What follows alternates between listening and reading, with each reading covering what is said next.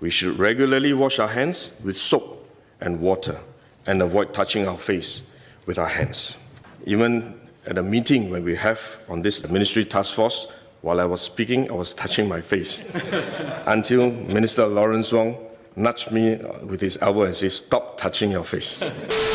Let me now share about what we know about this novel coronavirus.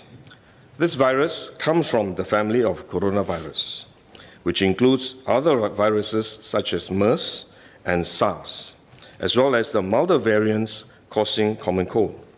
The medical consensus at this moment is that the novel coronavirus is more transmissible but appears less deadly than SARS. Evidence suggests that the rate of human-to-human transmission of this virus appears to be higher than that of SARS. For now, the evidence also suggests that transmission is mostly via droplets.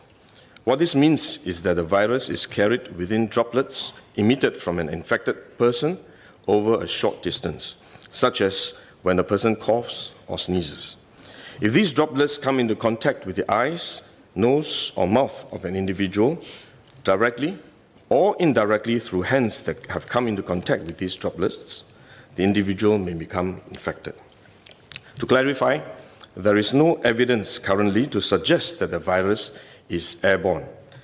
There are other viruses, such as the chickenpox, which can easily be transported via air currents and do not require droplets to contact the eyes or nose.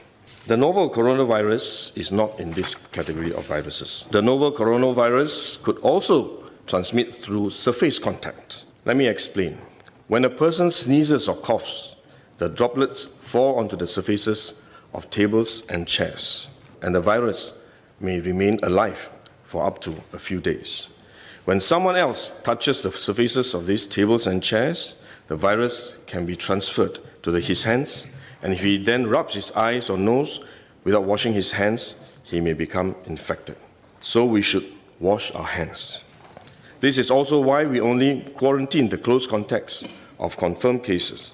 For more transient contacts, such as individuals that the confirmed cases may have walked past in malls or hotels, the risk of transmission is low. For coronavirus generally, the person is most infectious when he is displaying symptoms, or what you call symptomatic. And this is likely to be the case for the novel coronavirus as well. There is evidence of limited spread from a person without symptoms during the incubation period. However, this form of transmission may be uncommon and has so far involved isolated cases only. At this point, the evidence still points towards higher transmissibility when the person is displaying symptoms. As such, medical professionals, both overseas and in Singapore, have advised that the most effective way that we can protect ourselves is to practice good personal hygiene. We should regularly wash our hands with soap and water and avoid touching our face with our hands. These may sound simple, but actually they're very difficult to do because all of us touch our face all the time. Even at a meeting when we have on this ministry task force, while I was speaking, I was touching my face until Minister Lawrence Wong nudged me with his elbow and said, "Stop touching your face." So it is simple but extremely difficult, but are actually very effective in preventing all kinds of infection.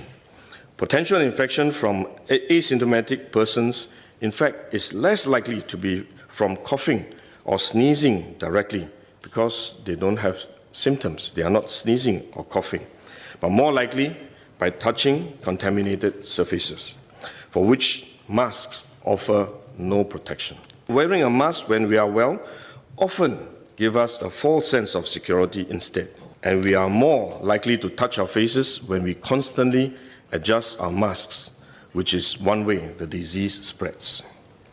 At the same time, we need to protect others, our loved ones, friends, colleagues, and fellow Singaporeans that we come into contact with. If we are sick, we should rest and recover at home as far as possible.